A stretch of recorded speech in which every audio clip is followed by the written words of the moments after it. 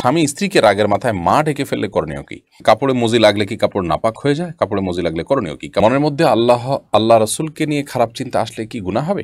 অহংকার থেকে কিভাবে বেঁচে থাকা যায়? এরপরে বিশেষ কোনো আমল আছে কি? আমার একজন বোন আছে যার হাজবেন্ড তার থেকে দূরে অবস্থান করেন। মাঝে মাঝে তিনি যখন উত্তেজিত থাকেন তখন ঘনিষ্ঠভাবে বোনকে ভিডিও কলে আসতে বলেন।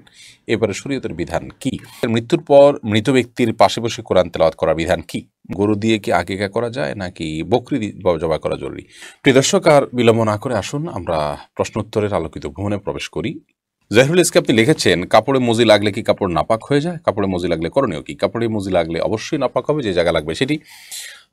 মজি বা ওয়াদি এই দুটি পদার্থ মূলত বীর্যপাতের আগে যে আঠালো পানির মতো আপনার জিনিস বের হয় এটি কি মজি বলা হয়।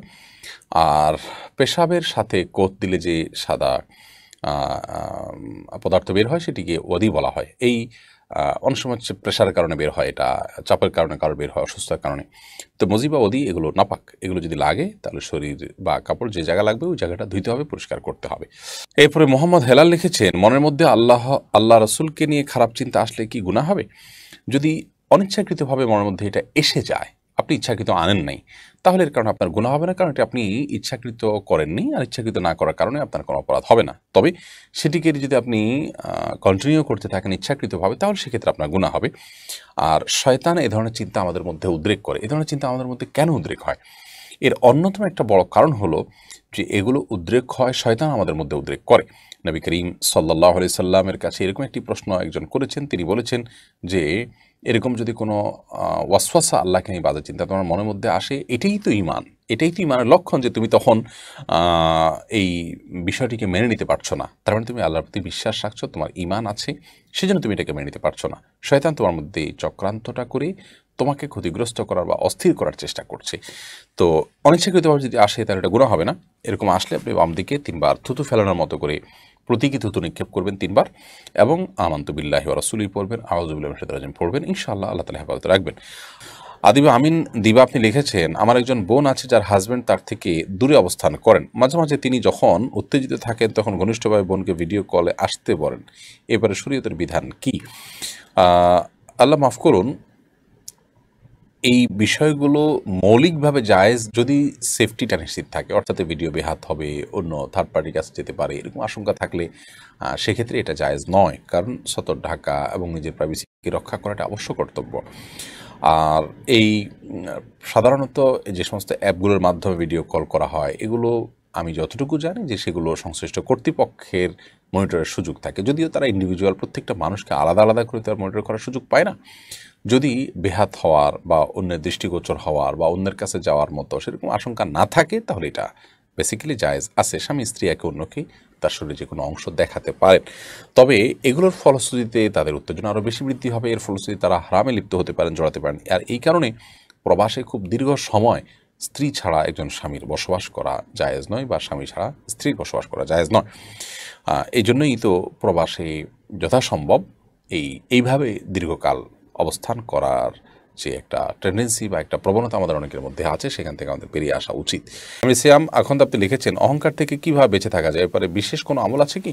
অহংকার থেকে বেঁচে থাকার জন্য টাকলু নিচে পোশাক পরবেন না, যথাসম্ভব বিনীতভাবে চলাফেরা করবেন, এবং কোনো সত্য কথা সঠিক কথা কেউ বললে সেটি মেনে নিতে মোটেও দ্বিধা করবেন না, নির্দ্বিধায় সেটি মেনে নেবেন, স্বীকার করে নেবেন ভুল হলে সেটি। এগুলো হলো নিজের অহমিকাকে, দম্ভকে চূর্ণ করার জন্য অন্যতম একটি মাধ্যম। আর কাউকে তুচ্ছ জ্ঞান করবেন না, কাউকে তুচ্ছ তাচ্ছিল্য করবেন না, সবাইকে সম্মান দিবেন, শ্রদ্ধা করবেন, এবং মনে করবেন যে তিনি আমার চাইতে ভালো হতে পারেন একজন ইমানদার হিসাবে। সেই জায়গা থেকে তার প্রতি শ্রদ্ধা থাকবে। তার কোনো খারাপ গুণ দেখার পরও তার কিছু ভালো গুণ নিশ্চয়ই আছে, সেগুলোকে আবিষ্কারের চেষ্টা করুন। ইনশাআল্লাহ বিদিনিল্লাহ এর মাধ্যমে অহংকার থেকে মুক্তি পাওয়া যাবে। এর পাশাপাশি নবী আল্লাহর কাছে দোয়া করবেন, আল্লাহুম্মা জাআলনি ফি আইনি সগীরা ওয়া ফি আয়ুনিন নাসি কাবীরা। আল্লাহ আমাকে মানুষের চোখে আপনি বড় করে দিন, বাট আমার নিজের চোখে আমাকে নিজেকে আপনি ছোট, আমি সাধারণ, এই বিষয়টিকে আপনি আমার কাছে প্রতিভাত করে দিন। এরকম দোয়া করবেন। এরপর মেহেদি DIAD দেখে আপনি লিখেছেন, মৃত্যুর পর মৃত ব্যক্তির পাশে বসে কোরআন তেলাওয়াত করার বিধান কি? মৃত ব্যক্তির পাশে কোরআন তেলাওয়াত করার বিশেষ কোনো প্রয়োজনীয়তা নেই। কোরআন তেলাওয়াত যিনি করবেন, জোরে জোরে যখন তেলাওয়াত করি তখন আমরা জীবিত মানুষকে শোনাবো, মৃত ব্যক্তিকে তার শোনাতে পারবো না। ওমা আনতা বিমুসমিইন মান ফিল কুবুর। যার কারণে মৃত ব্যক্তির পাশে বসে কোরআন তেলাওয়াত করতে হবে এরকম কোনো নির্দেশ কোরআন হাদিস আমাদেরকে দেয়নি। মৃত ব্যক্তিকে দ্রুততার সাথে গোসল দিয়ে জানাজা দাফনের মাধ্যমে তাকে বিদায় জানাতে হবে, সেটি হলো কোরআন এবং হাদিস কর্তৃক নির্দেশনা, অতএব সেটি আমরা করব। আর এর বাইরে তার জন্য ভাড়াটিয়া লোক দিয়ে অনেকে কোরআন তেলাওয়াত করেন, অথবা ভাড়াটিয়া ছাড়াও আপনার চারপাশে ঘিরে তেলাওয়াত করা, এরকম কোনো নির্দেশনা কোরআন এবং হাদিস থেকে দেওয়া হয়নি। অর্লিনা অরিতা এই আইডি থেকে আপনি রেখেছেন, গরু দিয়ে কি আকিকা করা যায় নাকি বকরি জবাই করা জরুরি?